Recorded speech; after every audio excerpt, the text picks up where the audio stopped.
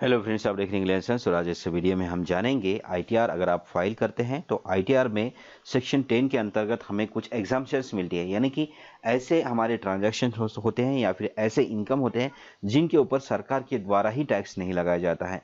तो ऐसे इनकम या फिर ऐसे ट्रांजैक्शन हमें बताने होते हैं सरकार को, और इसी के बीच में हम एक सेक्शन के बारे में जानेंगे जिसका नाम है सेक्शन 10(2), यानी कि सेक्शन 10 का आर्टिकल 2 इसमें होता है। अगर आप एचयूएफ के हिस्सा हैं, सदस्य हैं, यानी कि हिंदू अनडिवाइडेड फैमिली के कोई सदस्य है, तो हिंदू अनडिवाइडेड फैमिली में सबसे पहले मैं बताता हूँ जितने भी हिंदू है, हिंदू जिनका जो रिलीजन है वो लोग सभी हिंदू अनडिवाइडेड फैमिली में आते हैं।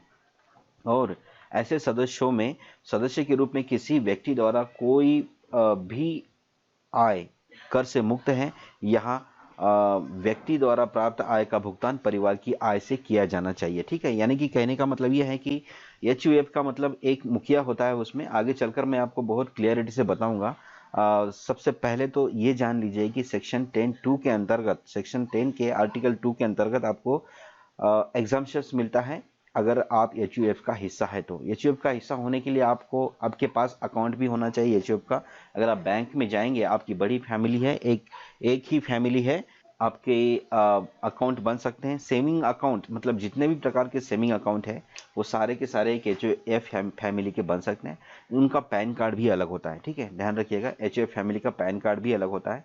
जब आपके पास ये सारी चीजें होंगी और एक परिवार के एक सदस्य के अकाउंट से दूसरे सदस्य के अकाउंट में ट्रांजैक्शन होंगे तो वो उन ट्रांजैक्शंस के ऊपर आपको एग्जाम्पशन मिलेगा, यानी कि उनमें टैक्स नहीं कटेगा। ठीक है, ये बहुत ही एक ये है। यहाँ पर मैं कुछ लिखा है, एक हिंदू अविभाजित परिवार के सदस्य के रूप में किसी व्यक्ति द्वारा प्राप्त कोई भी राशि जहाँ ऐसी राशि का भुगतान परिवार की आय में से किया गया है, या मामले में किसी भी अचल संपत्ति का जहां ऐसी राशि का भुगतान परिवार से संबंधित संपत्ति की आय में से किया गया है। ठीक है, यानी कि एचयूएफ का मतलब ही यही है।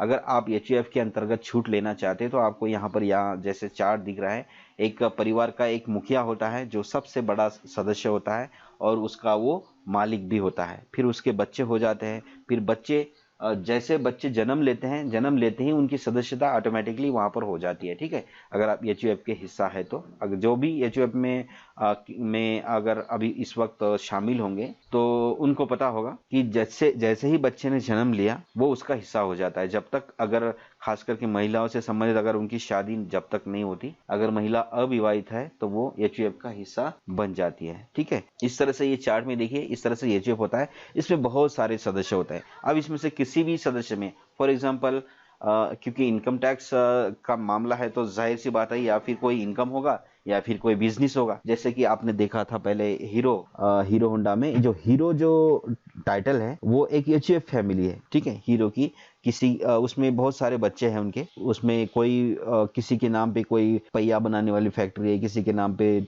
मोटरसाइकिल के रिंग बनाने की है, किसी के नाम पे मोटरसाइकिल का ब्रेक कैसे बनता है, पैडल वगैरह इस तरह से हैंडल, तो बहुत सारी उसमें सब कंपनीज है, सब्सिडियरीज है, तो एक एचयूएफ का हिस्सा है। ऐसे में एक कंपनी से दूसरी कंपनी में पैसा ट्रांसफर होता है तो एग्जाम्प्टेड होता है सेक्शन 10(2) के अंतर्गत। यही कहना है, जब एक आम पूर्वज और उनके समान रूप से उतरते परिवार के सदस्य एक समूह बनाते हैं तो इसे हिंदू अविभाजित परिवार कहते हैं, जैसा कि आप यहाँ पर चार्ट में देख रहे हैं। ठीक है, एक पूर्वज होता है उसमें, फिर उसके वारिस, फिर उसके वारिस, उसके वारिस, इस तरह से वो मतलब एक स्क्वायर में रहती है वो। ठीक है, एक स्क्वायर में रहती है फैमिली, उस स्क्वायर से बाहर नहीं जाती है, उसी को बोलते हैं एचयूएफ फैमिली। वो सब कुछ एक साथ इकट्ठा रहते हैं। आगे मैं आपको एचयूएफ का व्यवसाय के बारे में बताता हूँ। इसमें संयुक्त हिंदू परिवार व्यवसाय एक ऐसा व्यवसाय है जिसका स्वामित्व एक संयुक्त हिंदू परिवार के सदस्यों के पास होता है। संगठन का यह स्वरूप हिंदू अधिनियम के अंतर्गत कार्य करता है, उत्तराधिकार अधिनियम से नियंत्रित होता है। संयुक्त हिंदू परिवार व्यवसायिक संगठन का एक ऐसा स्वरूप है जिसमें परिवार के पास पूर्वजों की कुछ व्यवसायिक संपत्ति होती है। ठीक है, ये संपत्ति जो होती है पूर्वजों की होती है, उनकी होती है। जैसे मान लो एचयूएफ में कोई सदस्य है, यानी कि लास्ट सदस्य है, तो उसके पास उसके अकाउंट में जितना भी फाइनेंशियल है या फिर जितना भी पैसा है, धन दौलत है, वो उसकी तो है ही नहीं, वो उसको वारिस में मिली है। उसको मतलब क्या बोलते हैं, उसको पैतृक संपत्ति है उसकी, वो है ना। जब वो वारस था किसी का, है किसी का, तो उसको उसके वारस रहते हुए वो संपत्ति मिली है। संयुक्त हिंदू परिवार व्यवसाय एक ऐसा व्यवसाय है जिसका स्वामित्व एक हिंदू परिवार के सदस्यों के पास होता है। संगठन का यह स्वरूप हिंदू अधिनियम के अंतर्गत कार्य करता है तथा उत्तराधिकार अधिनियम से नियंत्रित होता है। संयुक्त हिंदू परिवार व्यावसायिक संगठन का एक ऐसा स्वरूप है जिसमें परिवार के पास पूर्वजों की कुछ व्यावसायिक संपत्ति होती है। ठीक है, जैसा कि मैंने आपको थोड़ी देर पहले बताया था, संपत्ति ये एक यूनाइटेड संपत्ति होती है, किसी एक ही संपत्ति नहीं होती है। विरासत में मिली हुई संपत्ति जिसे आप कह सकते हैं, वारिस रहते हुए मिली हुई संपत्ति आप इसे कह सकते हैं। ठीक है, इनमें पुरुष और महिला दोनों का अधिकार होता है, लेकिन महिला की शादी हो जाती है तो फिर महिला का अधिकार यहाँ से हट जाता है और पुरुषों का अधिकार रह जाता है। तो जितने भी पुरुष रहते हैं वो इनका अधिकार रहता है। एचयूएफ का एक नियम है, हिंदू अनडिवाइडेड फैमिली सिर्फ 3 पीढ़ियों तक सदस्य अनगिनत होते हैं, सदस्य चाहे कितने भी हो। जैसा कि उस फैमिली में जो भी बच्चा जन्म लेता है वो उसका सदस्य बन जाता है, चाहे लड़की हो लड़का हो, लेकिन सिर्फ 3 पीढ़ी तक। सदस्य की कोई सीमा नहीं है, लेकिन पीढ़ियां तीन पीढ़ियों तक सीमित है।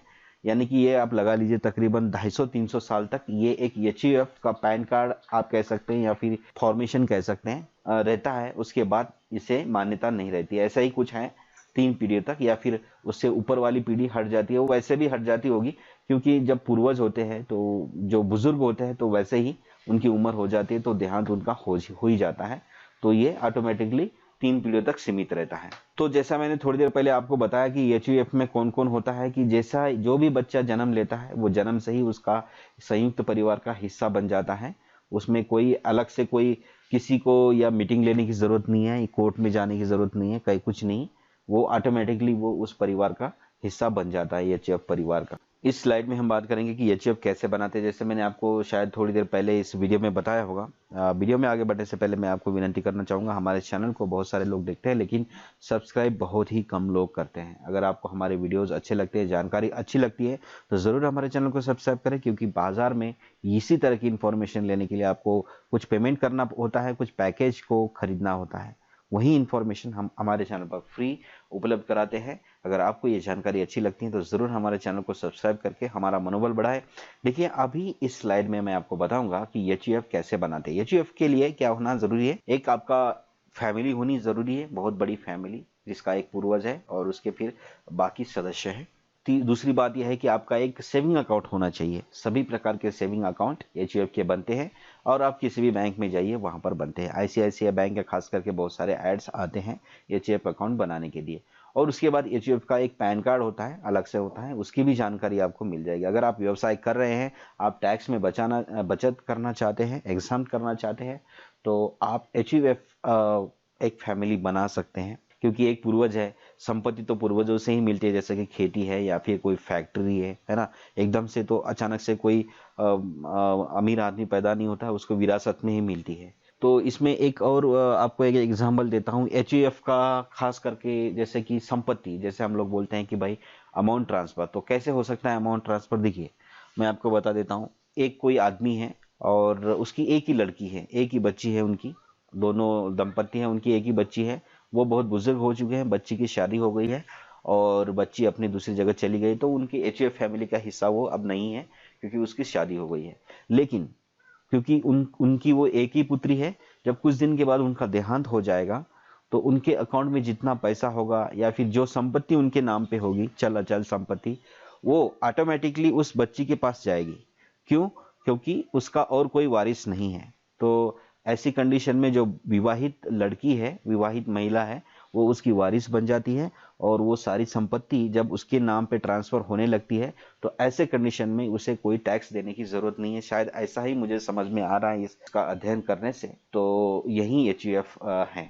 जितना मैं समझ सकता था एचयूएफ के बारे में मैंने आपको समझाने की कोशिश की। तो मिलते हैं नेक्स्ट वीडियो किसी और इन्फॉर्मेशन के साथ। तब तक के लिए गुड बाय, नमस्कार, टेक केयर।